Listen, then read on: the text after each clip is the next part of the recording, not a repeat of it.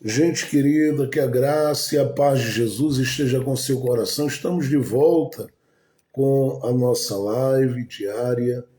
Já são mais de 5 anos de aprendizado da palavra todo dia e é bom estarmos juntos na presença do Senhor Jesus. Que bom ter você aí conosco e eu desejo em Cristo Jesus que você seja mais uma vez grandiosamente abençoado debaixo do cuidado daquele que vive, daquele que reina para todo o sempre. Nós vamos, nesse momento, lermos a palavra de Deus com alegria. Já temos adorado o nome do Senhor Jesus. E que bom que até aqui o Senhor já tem se feito presente de uma forma muito especial e carinhosa para conosco. Ele tem sido muito bom em todo o tempo da nossa vida. E eu sei que durante esses mais de 5 anos de leitura, exposição e meditação na palavra de Deus, todos os dias o Senhor tem até aqui nos sustentado pela sua doce, preciosa e maravilhosa graça. Eu creio que Ele tem muito, mas muito ainda para fazer em nosso favor. Fica aqui nossa palavra de gratidão ao Senhor pelo seu cuidado com a gente durante todo o mês de agosto e agora, nesse início do mês de setembro, eu tenho certeza que viveremos aí durante todo esse mês de setembro um tempo muito produtivo, muito feliz, muito abençoado e abençoador. Estamos daqui a pouco repostando ou daqui a pouco compartilhando essa live através do nosso canal no YouTube e tem muita gente que tem chegado através do nosso canal para receber a porção da doce palavra de Deus. Esses dias passamos aí de mais de 106 mil visualizações no nosso canal no YouTube. Passamos aí também através da nossa página da Web Rádio e da nossa Web TV, tanto a Web Rádio e a Web TV, passamos ali de mais de 13 mil visitas para a glória de Deus e estamos a cada dia alcançando muitas pessoas para a glória de Jesus. Aqui a cada mês, já nesse mês de agosto, passamos aí de mais de 8 mil visualizações aqui no YouTube, só durante o mês de agosto, e a cada dia o Senhor tem alcançado vidas, tocado pessoas e conectado corações de vários lugares do mundo para respirarem um pouquinho junto conosco nesse tempo. Deixe-me só saudar os nossos queridos irmãos que estão passando aí. Deus abençoe. Nosso irmão Tiago Carvalho, um abraço aí. Um ótimo dia de paz e vitória. Deus abençoe também toda a família do pastor Eliezer. Nosso abraço carinhoso. Sempre estamos lembrando dessa família nas nossas orações. Deus em Cristo abençoe todo o povo aí de Santa Fé do Sul. Deus abençoe também a vida da nossa irmã Rafaela. Um ótimo dia carregado de paz e vitória no nome de Jesus. Deus abençoe a vida da nossa irmã Aline Livorati. Deus abençoe sua vida, sua casa, seus familiares.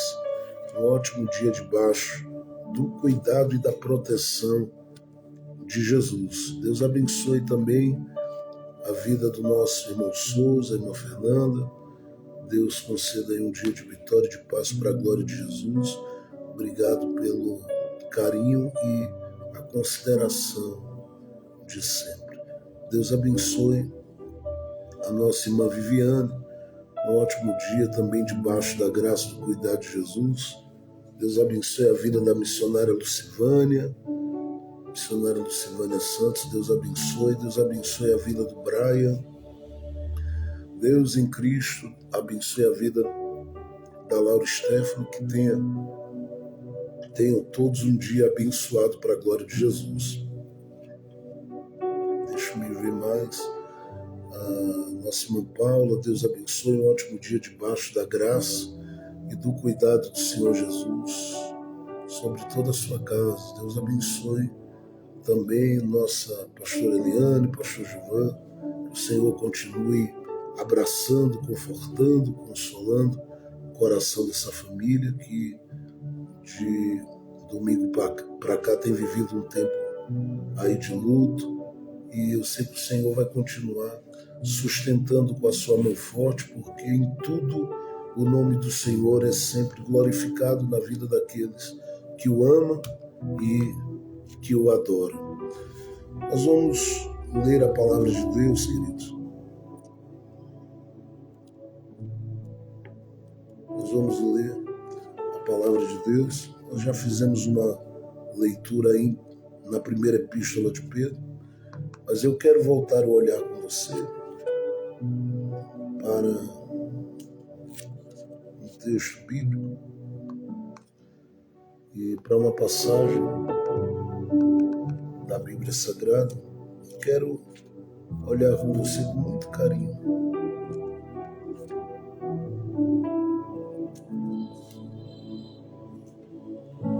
Em Isaías, capítulo de número 22, livro do profeta Isaías, capítulo 22.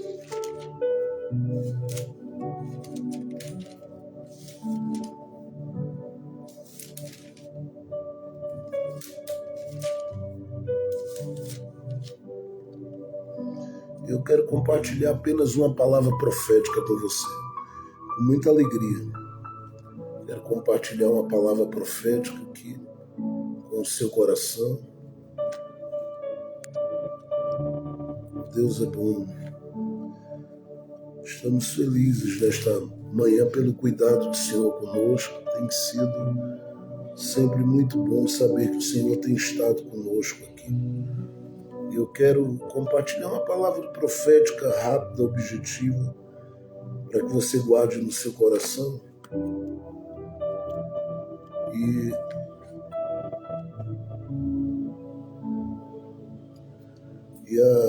O tema por si só já fala. O que planejaram deu errado, mas o que Deus estabeleceu vai dar certo. Isaías capítulo 22.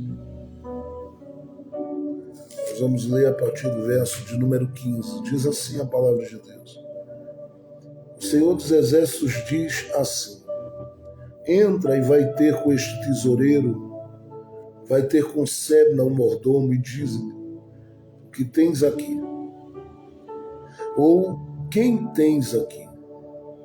Para que abras aqui um sepulcro para ti, como quem escava a sua sepultura em lugares altos, como quem esculpe para si uma moradia na rocha. Eis que o Senhor te jogará violentamente, e tornará a te agarrá-lo. Ele te enrolará como um novelo e te lançará como bola a um país distante. Ali morrerás, e ali findarão os carros de tua glória, ó vergonha da casa de teu Senhor. E te lançarei de teu lugar, e de teu posto serás tirado. Naquele dia, chamarei meu servo Eliaquim, filho de Hilquias, e o vestirei com tuas vestes, e o cingirei com teu cinturão, e entregarei em suas mãos tua autoridade, e será por pai ao morador de Jerusalém e à casa de Judá. E porei a chave da casa de Davi sobre seu ombro. Ele abrirá, e ninguém fechará. Fechará, e ninguém abrirá. Fincá-lo-ei como cavilha em lugar firme, e será como assento de honra na casa de seu pai. Pendurarão nele toda a honra da casa de seu pai, os filhos e netos, todos os vasos menores, desde as taças até toda a classe de jarros. Naquele dia, diz o Senhor dos Exércitos, a haste fincada no lugar firme será tirada, será quebrada e cairá, e a carga que sobre ela se pôs se perderá, porque o Senhor o diz. Amém, amém e amém. Esse texto é um texto conhecido e não deixa de ser também um texto do livro de Isaías que aponta para o Messias e para um tempo em que ele dominará e exercerá autoridade sobre toda a terra. Em outras palavras, é um texto que aponta também para uma visão escatológica e para coisas que estão por acontecer em um futuro que a nossa fé diz que é um futuro muito próximo, porque nós estamos esperando, não é, que todas as coisas elas aconteçam como diz a palavra, e a nossa esperança em Cristo, e a nossa esperança no céu, e a nossa esperança no tempo em que Deus julgará as nações deste mundo, ela está viva no nosso coração. Porém, eu não quero chamar a sua atenção nesse texto, levando em consideração a figura de Eliaquim, como eu já fiz aqui em outro momento, a partir dessa visão tipológica e apontando para o Eliaquim como o Cristo, não é, que viria. Do ponto de vista de Isaías, Isaías estava falando 700 anos antes dele se manifestar, mas a visão de Isaías iria muito além do período em que ele passaria 33 anos e meio aqui nesta terra, 3 anos e meio cumprindo seu ministério, passaria pela crucificação, iria à sepultura e da sepultura depois passaria 40 dias com os discípulos para que a partir daí pudesse ascender aos céus. Bom, essa era uma visão que Isaías tinha a princípio, mas esse capítulo 22 aponta para um período que nós chamamos, não é, de um período onde se estabelecerá aquilo que nós conhecemos como reino milenial. Mas nós não queremos hoje, eu não quero hoje levar em consideração essa visão escatológica que é linda e profunda. Porque aqui fala da queda de alguém e da manifestação daquele que é o servo do Senhor na sua plenitude, no seu poder, na sua autoridade. O que eu quero que você observe e atente é que essas duas figuras, elas são reais e viveram nos dias do profeta Isaías. Tanto a figura de Sebna como a figura de Eliaquim. O Sebna é alguém que, tanto quanto Eliaquim, lidam com uma convivência muito profunda com aquilo que se diz que é um palácio. E eles têm, querendo ou não, um acesso, ainda que eu diria um tanto limitado, mas eles têm acesso a esse palácio e são identificados, assim como são reconhecidos, como gente que carregam consigo duas características que são muito peculiares, estão bem presentes na vida deles. A primeira delas é que eles são alvo da confiança daqueles que exercem a autoridade no reino. Segundo, eles são aqueles que são tidos em elevada estima, uma vez que o serviço que eles prestam é um serviço que eu não diria ser de elevado cabedal, mas é um serviço que é digno da consideração e do respeito de muitos. E talvez você, olhando para o texto, você pense que o fato deles aparecerem aí como servos do reino, isso os diminua.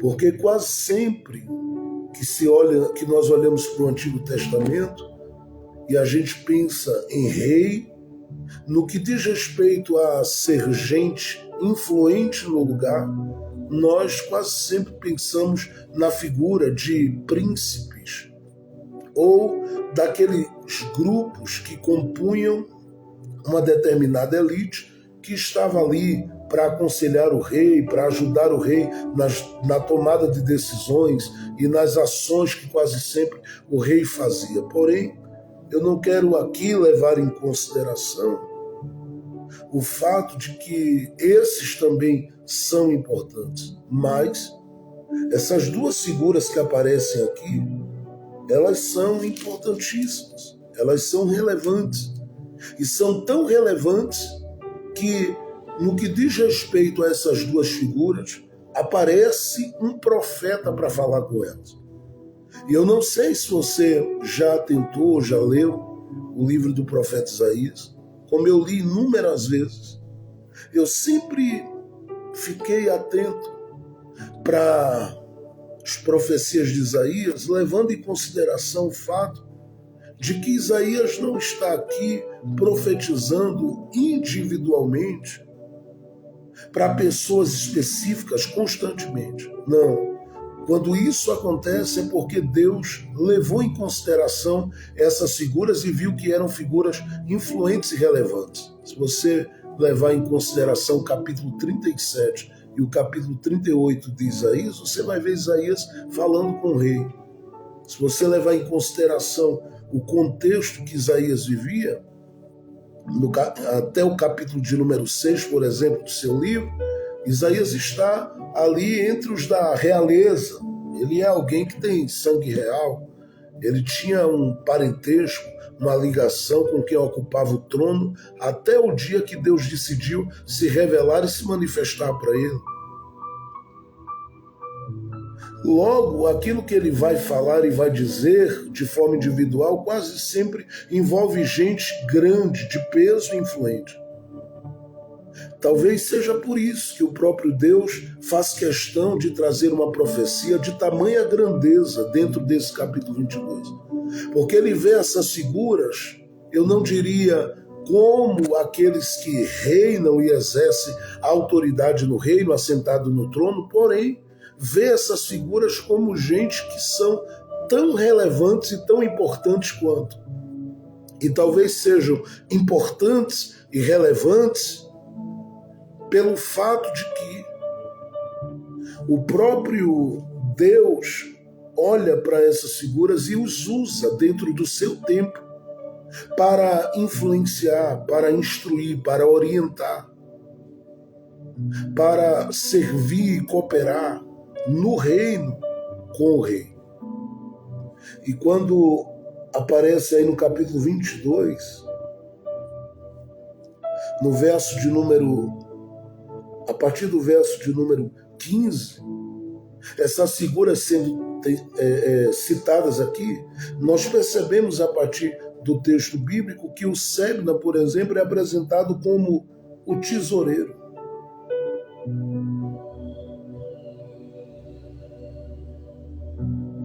O Eliaquim já ocupa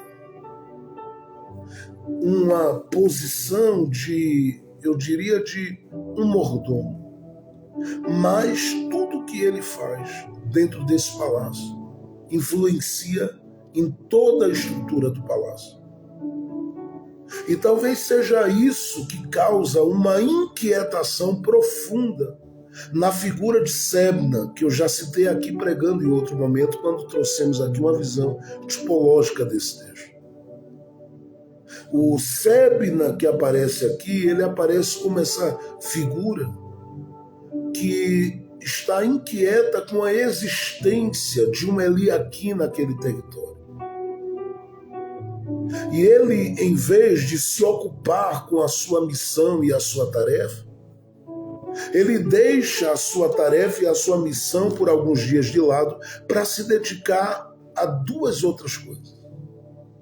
A primeira delas era planejar a morte do Eliaquim. A segunda delas era cavar uma sepultura.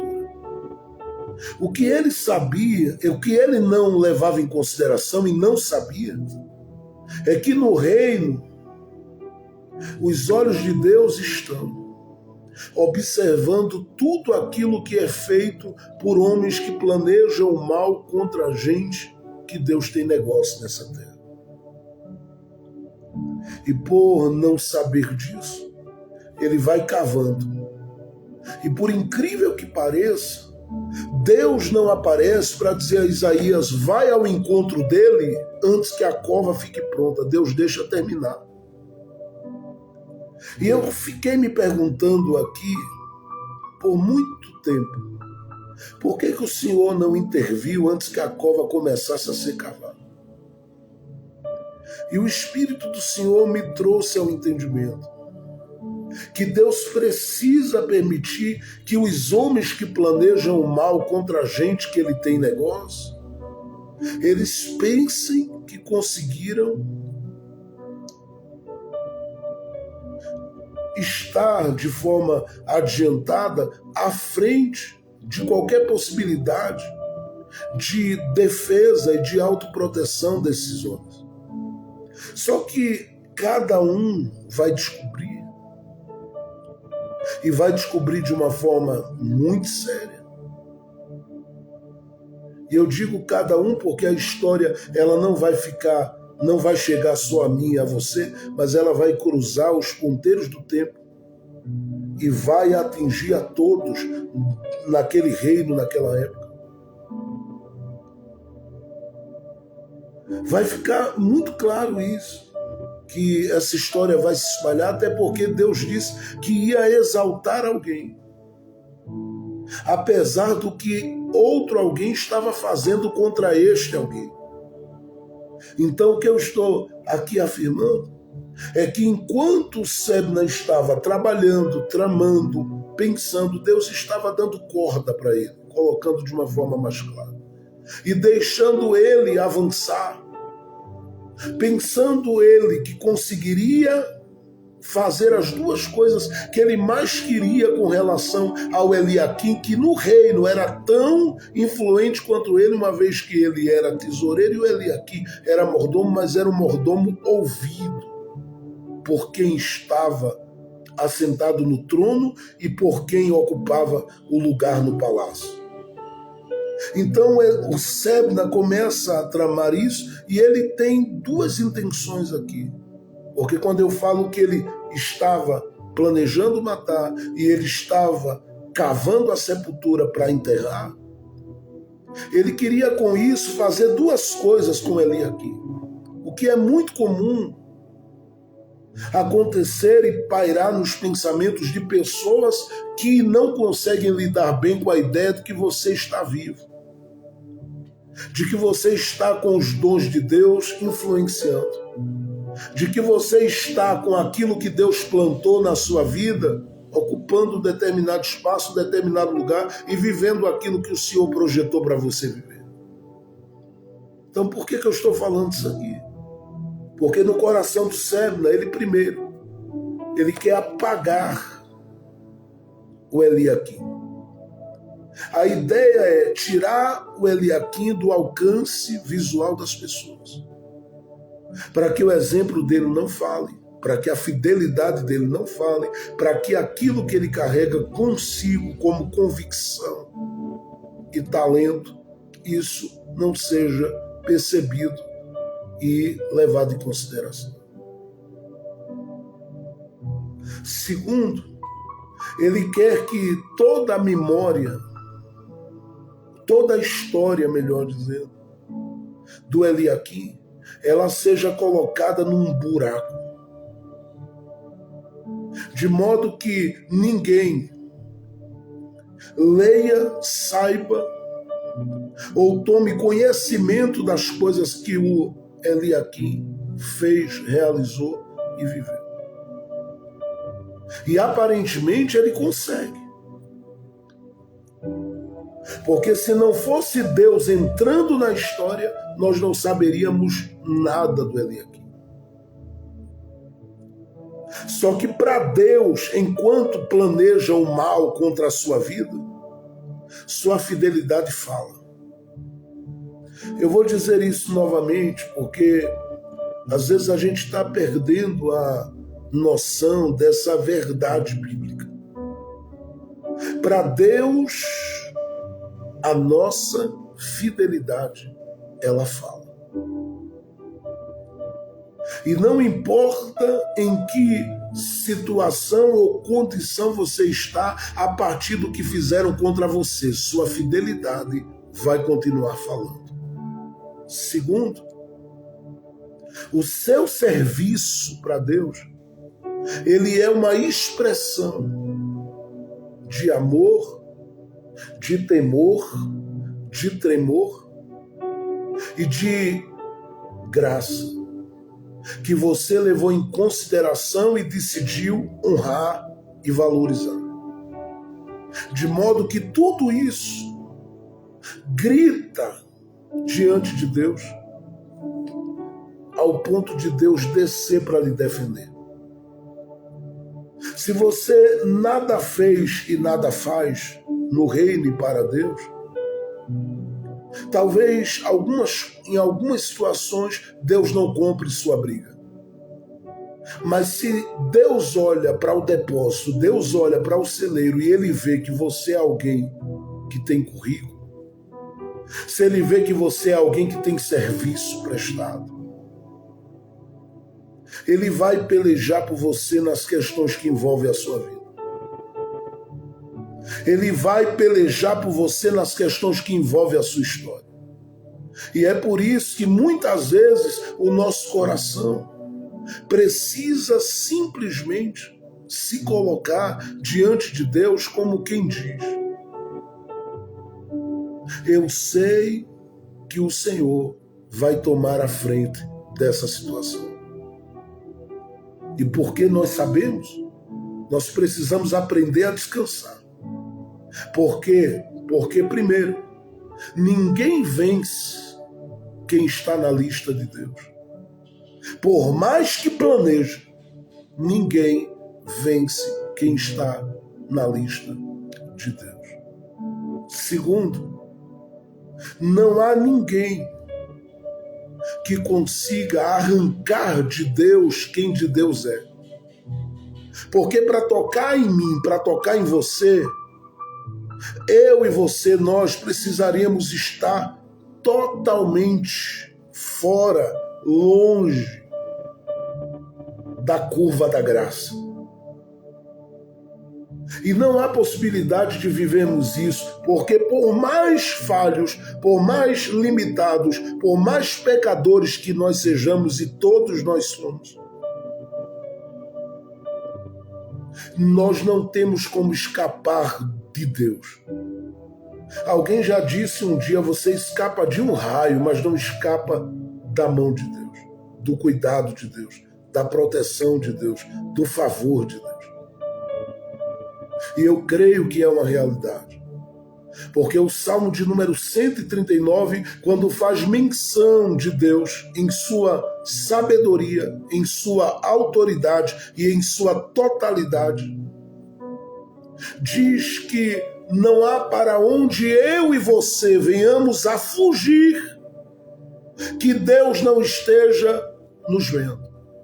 E o salmista, na sua ousadia, diz: ainda que eu vá para a escuridão, ainda que eu chegue à beira do abismo, ainda que eu leve a minha cama para qualquer lugar mais longínquo possível, ainda que seja um vale, o Senhor está ali me vê. Logo, o que eu estou afirmando é que para tirar você de Deus é impossível. Talvez seja por isso que Jesus disse que aquele que o Pai lhe dá, de maneira nenhuma ele lança fora, e o maligno não lhe toca. Porque é impossível sair de Deus. E aí você diz: pastor, mas com determinadas situações, determinados erros, eu não estou fora. Eu estou dizendo a você que você nunca estará fora do alcance visual de Deus. Suba você o monte, desça você o vale, esteja você como Jeremias no capítulo 38, dentro de um buraco existencial, Deus está te contemplando ali. E se ele está te contemplando, coitado daqueles que planejaram contra você, porque serão confundidos, porque serão encontrados por Deus no caminho. E felizes são aqueles que Deus encontra para revelar a sua misericórdia. Mas infelizes são aqueles que Deus encontra para manifestar a eles o seu juízo. Porque gente com quem Deus tem negócio não se toca, não se mexe. Não estou falando que são pessoas que carregam consigo algo extremamente especial ao ponto de uma situação de saúde não abater, outras coisas não acontecerem. Não, não é isso. Mas eu estou falando que eles estão cercados. A Bíblia fala, no mínimo em 7, 8, 10 versículos, e somente nisso, sobre uma cerca de sebe que cerca a vinha de Deus. Essa cerca estava colocada e posta na casa de Jó, na vida de Jó, na vida dos filhos de Jó, por exemplo, na vida da família de Jó. E o próprio adversário disse: Deus, é claro que aquele homem é fiel, tu o cercaste. E aí ele não estava falando de tu o prosperaste por todos os lados e direções só. Ele estava dizendo, tu colocaste uma cerca de proteção ao redor dele. Era uma cerca de sebe. Ele estava dizendo, enquanto aquela cerca está lá, ninguém entra, ninguém mexe, ninguém toca. Eu não sei se você crê nisso, mas eu estou cercado por essa cerca de sebe. Você está cercado e cercada por esta cerca de sebe. Deus vai agir e vai mostrar a você que essa cerca está aí te protegendo e te guardando. Não adianta projetar, e não adianta trabalhar, e não adianta agirem. O que Deus estabeleceu para a sua vida, você vai viver. E eu estou dizendo aqui, a princípio, que as coisas começam por essa ação de Deus, porque antes de Deus anunciar o Eliaquim, sem que o Eliaquim saiba, Deus já está desfazendo o que em oculto, por trás das cortinas, está sendo planejado. E aqui eu quero profetizar essa palavra e aplicá-la à sua vida. Porque tem muita coisa que você não viu e nem está vendo. Mas nesta manhã de hoje já houve livramento na sua vida. Tem muita coisa que Deus desfez por tua causa. Tem muita coisa que Deus jogou no chão e por terra por tua causa. Talvez na sua visão você diga, não, isso não aconteceu. Eu passei e não vi, eu andei por aí e não percebi nada. Você não percebeu, mas Deus sabe o que está rolando. Deus sabe o que está acontecendo. Deus sabe o que tem sido planejado, e eu digo a você, em nome de Jesus, descansa teu coração nele. Porque nessa terra a única coisa que tu tens que fazer é se movimentar em Deus e andar com Ele. O resto Ele sabe como tratar e como cuidar. Livrar é com Ele, guardar é com Ele, proteger é com Ele, amparar é com Ele, refugiar é com Ele, consolar é com Ele, confortar é com Ele. Então descansa o teu coração. Eu gosto desse texto porque quando Eliaquim vai ser citado, ele não vai ser citado como alguém que está passando noite sem dormir por causa do sebe, não. Ele não vai ser citado como alguém que está tomando continuamente remédio controlado por causa do sebe. Não que seja errado, sob orientação médica é necessário. O que eu estou falando aqui é aquela preocupação excessiva e aquele desespero excessivo que muita gente fica por causa dos Sebnas da vida. Porque estão tramando, querendo te apagar, querendo te silenciar. Por alguém você não estaria onde está, nem ficaria onde está, mas Deus é quem quis, Deus é quem quer, e é Deus quem vai trabalhar por você. Então, a princípio, receba essa palavra, porque naquilo que você não está vendo, Deus está agindo para te colocar em paz, para te preservar em paz. Eu vou dizer de novo, porque tem muita coisa que você não sabe, mas Deus está sabendo. E não há um que vá conseguir atingir um fio de cabelo da sua cabeça e da sua casa. Porque o mais forte é o Senhor. É Ele quem age, é Ele quem opera, é Ele quem trabalha, é Ele quem move, é Ele quem se move para colocar-se entre aqueles que estão tramando e aqueles que estão querendo ver você sepultado, mas não vão. A notícia que vai se espalhar é que você ainda está de pé e vivo, porque Deus tomou uma providência nessa situação. Estou falando de forma bem objetiva e clara para a sua vida. Porque Deus sabe o que estão muitas vezes planejando e o que intentaram e estão intentando contra a sua vida. O Eliaquim não aparece aqui desesperado. Ele está debaixo do cuidado, está debaixo da proteção, está debaixo da graça de Deus e Deus sabe trabalhar por ele. Enquanto isso, Sebna ia cavando e Deus dizendo, quando ele terminar eu apareço. Eu vou dizer de novo. Hein? Enquanto isso, o Sebna ia cavando. E Deus dizendo, deixa ele fazer o esforço dele. E quando ele terminar, eu vou chegar. E o Sebna investindo na sepultura do Eliaquim. E o Sebna cavando dia, tarde e noite. E dizendo, Eliaquim, vem para cá.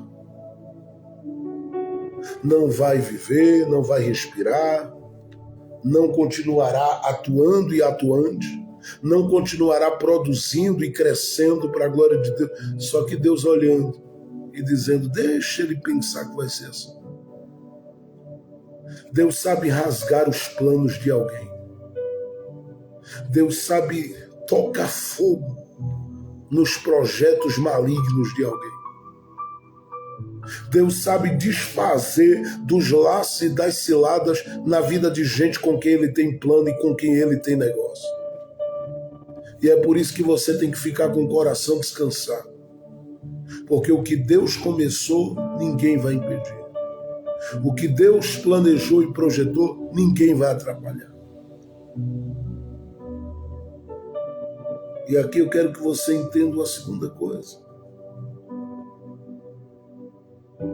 Porque Deus chega naquilo que o Eliaquim não está vendo, ao mesmo tempo que Deus usa o que estão tramando contra o Eliaquim para promover o Eliaquim. Eu não estou aqui pensando que todo mal é mal para o bem. Mas é impossível ler Romanos capítulo 8, verso 28 e não pensar que todas as coisas cooperam para o bem daqueles que amam a Deus. Até então, você lê o livro de Isaías, Deus não cita Eliaquim como alguém que ele vai exaltar. Quando Sebna começa a trabalhar, Deus olhou e disse, eu vou fazer uma coisa com Eliaquim. Isso já era planos, pastor? Claro que sim, porque Deus é onisciente. Só que Deus decidiu colocar o plano na história. Ele decidiu colocar o plano na história. Ele decidiu divulgar. E esse negócio de Deus é muito sério. Porque quando ele vai falar de gente com quem ele tem negócio, ele publica para todo o universo ouvir. Ele brada para que o universo ouça. E ele diz: tenho negócio com o mordomo. Tenho planos para a vida do mordomo. Eu tenho uma porta para o mordomo. Eu tenho honra para o mordomo.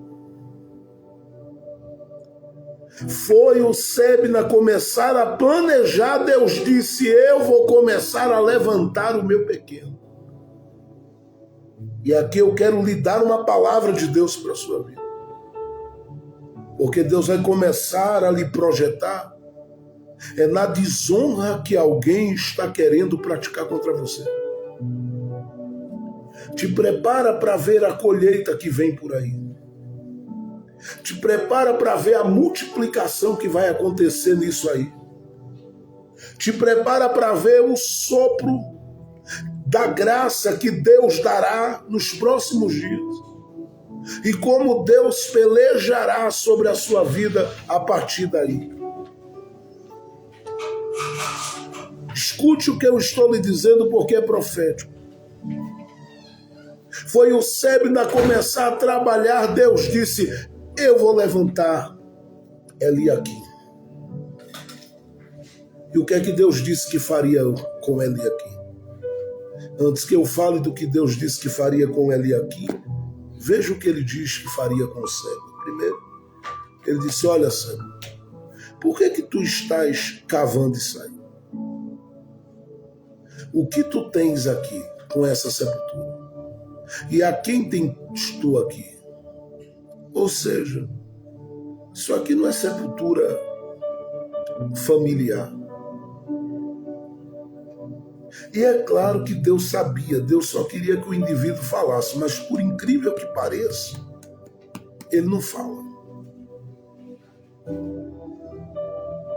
Porque talvez se ele descesse, se humilhasse, dissesse: Deus, me perdoe pelo que eu planejei contra o Eliaquim, Deus mudasse a história.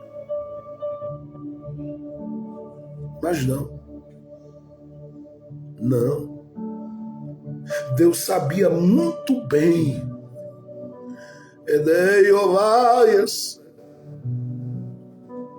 Que o Eliaquim, que o Sebna, ele não abriria a boca.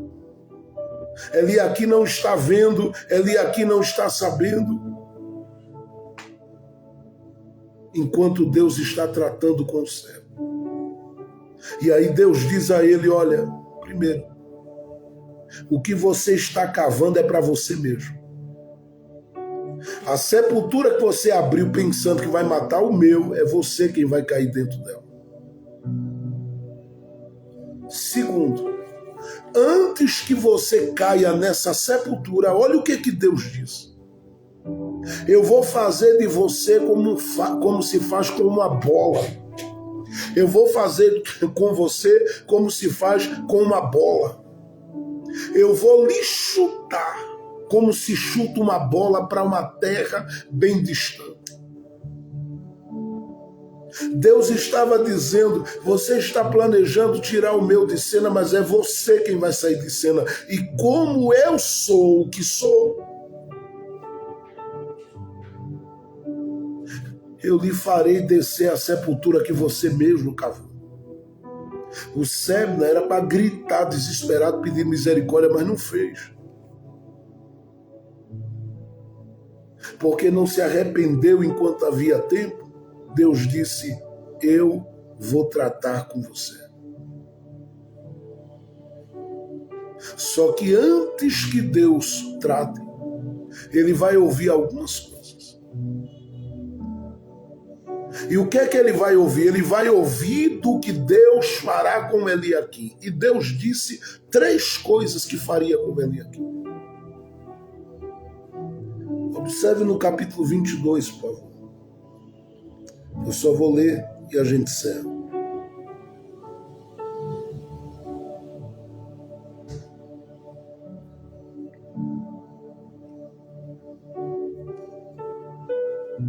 Veja o verso de número 20. Naquele dia chamarei meu servo Eliaquim. Deus estava dizendo: eu vou chamá-lo. Para que Deus iria chamá-lo? Para duas coisas. Veja o verso de número 21. Primeiro, para vesti-lo com uma nova vestimenta. Aqui eu vou ser breve. Deus tem uma roupa para você. Mas eu não estou falando de qualquer roupa, estou falando de algo que te colocará em uma posição de destaque e de influência. Segundo, eu o cingirei com o teu cinturão. Deus estava dizendo, eu colocarei sobre ele uma honra diferenciada. Porque uma coisa era ter o cinto que lhe era próprio e peculiar, que era seu, como Sébna tinha. Outra coisa era Deus tirar de alguém e dizer o que era de alguém, estou colocando nas suas mãos. Tem muita gente que não tem noção de que Deus é capaz de fazer isso. Mas Deus sabe trazer o cinto para a vida daqueles que têm negócio com ele. Ele disse, eu lhe darei o teu cinto. Uma segunda coisa que Deus diz que vai fazer com Eliaquim. Primeiro, ele vai chamá-lo para vesti-lo e colocar um cinto nele. Segundo, ele vai dar a Eliaquim o que eu vim falando desde ontem, a autoridade. O verso de número 21, a parte B diz, entregarei em suas mãos tua autoridade. E quando essa autoridade chegasse às mãos de Eliaquim, o que é que Deus ia fazer? Através dele. Primeiro, Deus lhe faria pai de uma geração. Isso aqui é muito importante. Porque o Eliaquim não aparece como quem gera. Mas Deus olha para o Eliaquim e diz, fica tranquilo. Porque eu vou fazer você acolher filhos desta terra. O Eliaquim, se fosse alguém solitário, Deus estava dizendo, eu vou conectar gente ao teu coração que vai te abençoar. Se o Eliaquim já tinha família, Deus estava dizendo, eu vou multiplicar e ampliar o que eu já te dei. Deus disse, eu vou te dar autoridade primeiro, para ser pai de uma geração. Eu vou te fazer um homem que será uma referência neste tempo. Segundo, dentro deste mesmo tópico, ele diz uma outra coisa tremenda. Veja o verso de número 22. E porei, falando de autoridade, e porei a chave da casa de Davi sobre o seu ombro. Deus estava dizendo, eu lhe darei aquilo que eu venho falando já esses dias há muito. Eu lhe darei acesso. Só que o Eliaquim, no que diz respeito ao palácio, ele tinha acesso. Mas Deus não estava falando de acesso ao que já se tinha. Ele estava falando de um acesso a coisas muito maiores e grandiosas que não eram do acesso de um mordomo.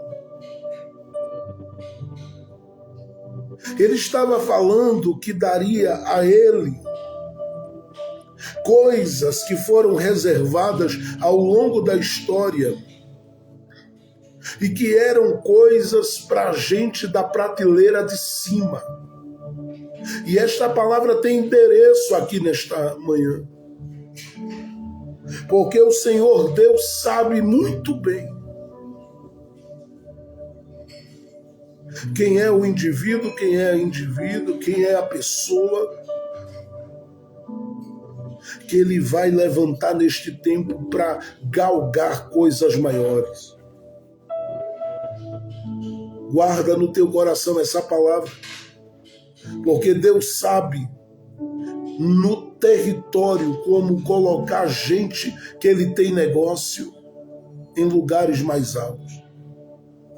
Há uma cadeira reservada dentro daquele contexto e a notícia vai correr por todas as cidades circunvizinhas.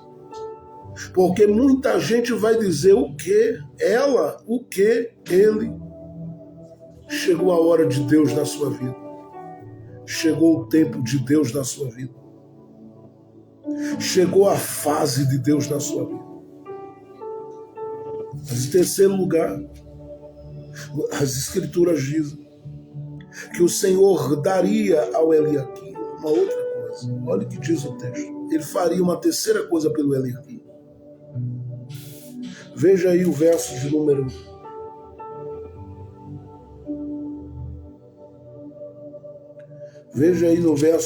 23. Capítulo 22. Veja o verso de número 23. Ele diz: fincá-lo-ei como cavilha em lugar firme, e será como assento de honra na casa de seu pai. Pendurarão nele toda a honra da casa de seu pai.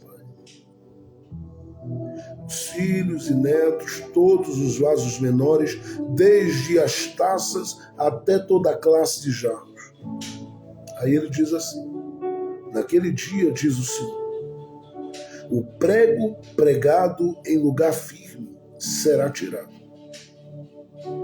Será quebrada e cairá, e a carga que sobre ela se pôs se perderá, porque o Senhor o disse. Deus estava dizendo: tirarei as impossibilidades e o farei alguém exaltado sobre os meus negócios. Porque eu farei, primeiro, com que se perpetue esta honra sobre ele e sobre a casa de seu pai. Segundo, Deus diz: eu farei com que essa unção que vem sobre ele, ela seja reconhecida por gerações. O que ele estava dizendo é: eu farei com que o rolo da história de Elias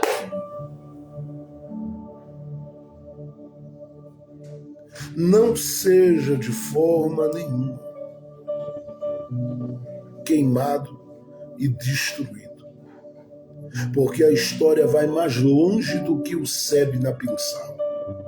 E é aqui que eu quero que você entenda que os planos que fizeram contra deram errado. Mas o que Deus estabeleceu, Deus disse, vai dar certo. A história vai continuar. Receba essa palavra sobre a sua vida. Porque ninguém queima a tua história. Ninguém apaga a tua história. O que Deus disse que seria de vida, vai ser de vida. O que Deus disse que seria de alegria, será de alegria. O que Deus disse que seria de paz, será de paz. Eu estou profetizando neste dia para alguém, porque vai dar certo o que tem que dar certo. Trabalharam contra, mas não prevaleceram. Até fizeram muita coisa, mas não te venceram. Até tentaram e intentaram e cogitaram que você não ia muito longe. Terminaram frustrados. Porque o que Deus estabeleceu para você e para sua casa, isso vai fluir como bênção, porque o que Deus planejou já deu certo na sua vida. Quem é que vai entrar no caminho de um Deus que disse ao Sébina: eu vou te arrancar do teu lugar? Quem vai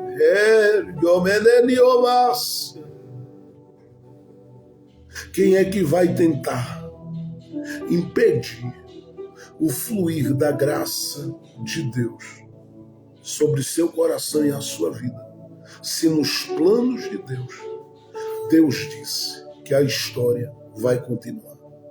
E vai ser uma história de honra. E vai ser uma história de gente que estava por baixo na humilhação e Deus levantou. E será uma história de gente que passou por grandes perrengues, mas Deus o guardou, o preservou e disse: é meu, é minha, eu tenho negócio. E eu vou abençoar nesta terra. Aguarde, aguarde, aguarde.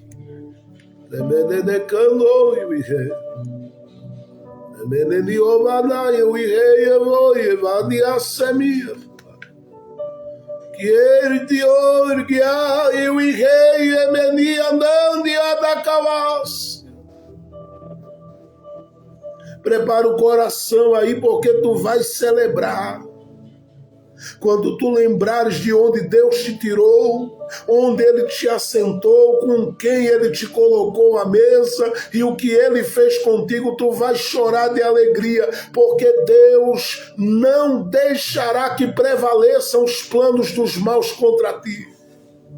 Só vai prevalecer os planos de Deus, porque os planos de Deus são planos de paz, são planos de vitória, são planos de alegria e de honra para o teu futuro. Descansa em Deus, porque é Deus quem está na peleja, é Deus quem está na situação, é Deus quem está no negócio. E o nome dele será glorificado nessa situação.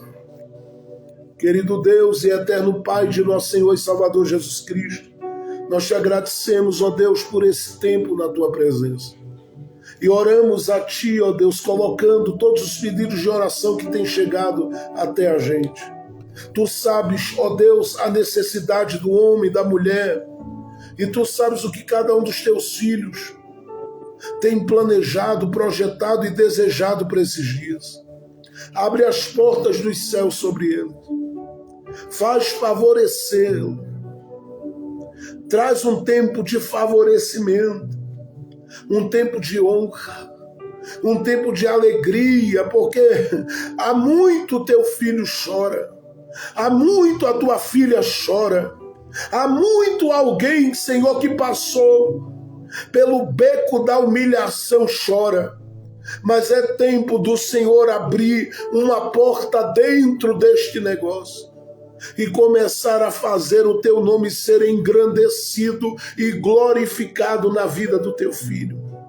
Por isso, ó Deus, eu te peço, estende a tua mão, abençoa este homem, abençoa esta mulher, sustenta este homem, sustenta esta mulher, derrama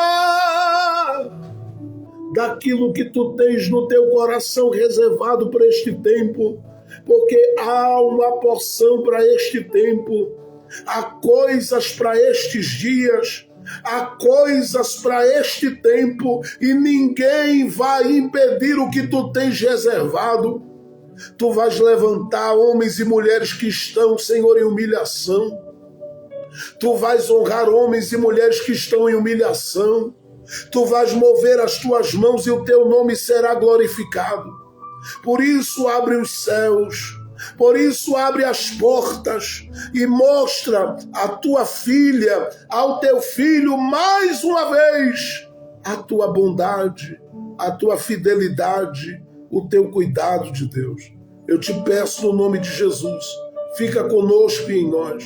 Age por cada um de nós, trabalha por cada um de nós e dá vitória a cada um, Senhor, dos teus filhos e das tuas filhas, e faz com que os teus filhos e as tuas filhas prosperem na tua graça, porque aquilo que o Senhor começou, ninguém impedirá, ninguém validará. Os teus planos são de paz, teus planos são de vitória, e a tua bênção será poderosamente derramada sobre este coração e esta vida. É o que eu te peço e já te agradeço neste momento. Fica com os teus filhos e que cada um tenha uma tarde de paz e de vitória, e amanhã, Senhor, que possamos estar juntos debaixo da tua graça e do teu cuidado. É o que eu te peço e já te agradeço no nome de Jesus. Amém, amém e amém. Deus abençoe a todos, uma ótima tarde de paz, uma ótima noite também de paz e de vitória. Que nesta tarde o Senhor surpreenda seu coração com grandes milagres nas múltiplas áreas da sua vida. Deus te abençoe, a paz do Senhor Jesus!